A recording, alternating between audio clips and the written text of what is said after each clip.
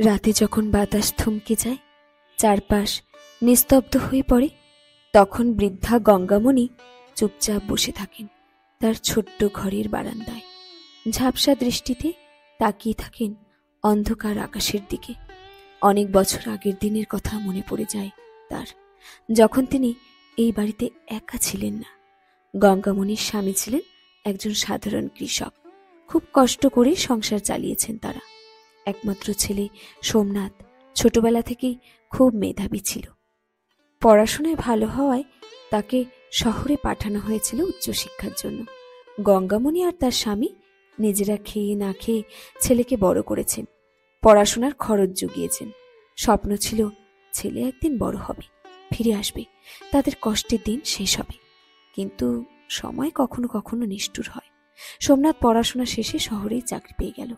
তারপর সেখানেই সংসার বাঁধল। প্রথম দিকে চিঠি আসতো, ফোন আসতো, মা বাবার খবর নিত সে। কিন্তু ধীরে ধীরে সব বদলে গেল। ফোন কমতে লাগলো, চিঠির অপেক্ষায় থাকা দিনগুলো দীর্ঘ থেকে দীর্ঘতর হতে লাগলো। এরই মধ্যে গঙ্গামণির স্বামী একদিন হঠাৎ অসুস্থ হয়ে পড়লেন। অনেক চেষ্টা করেও তাকে বাঁচানো গেল না। শেষ মুহূর্তে সোমনাথকে অনেকবার ফোন করা হয়েছিল, কিন্তু সে আসতে পারেনি। হয়তো অফিস থেকে ছুটি পায়নি, হয়তো ব্যস্ত ছিল নিজের নতুন সংসারে। গঙ্গামণি একা রয়ে গেলেন। স্বামীর মৃত্যুর পর ছেলে কয়েকবার এসেছিল, কিন্তু শহরের ব্যস্ত জীবন আর নিজের স্ত্রী সন্তানকে ছেড়ে বেশি দিন গ্রামে থাকতে পারেনি। সময় কেটে যাচ্ছিল ধীরে ধীরে। একসময় ছেলে আসাও বন্ধ করে দিল। টাকা পাঠাতো ঠিকই, কিন্তু তাতে কি মায়ের একাকিত্ব ঘুচে?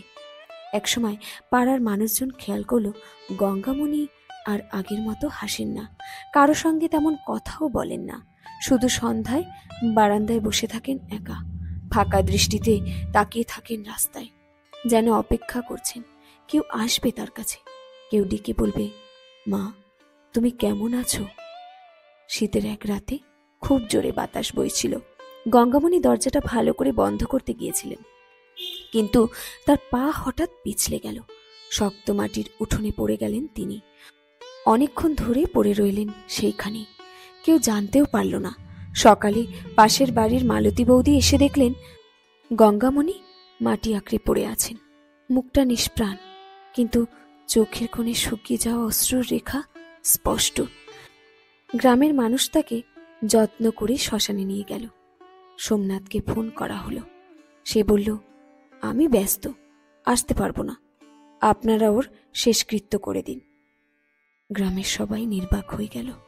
একজন মা, যিনি নিজের সমস্ত ভালোবাসা দিয়ে ছেলেকে বড় করলেন, শেষ যাত্রায় তার পাশে দাঁড়ানোর মতো কেউ রইল না। বটগাছের নিচে শ্মশানের আগুন জ্বলতে লাগলো। বাতাসের সঙ্গে মিলিয়ে গেল এক মায়ের দীর্ঘশ্বাস। গ্রামের কেউ কেউ বলল, মায়ের অভিশাপ বড়ই কঠিন।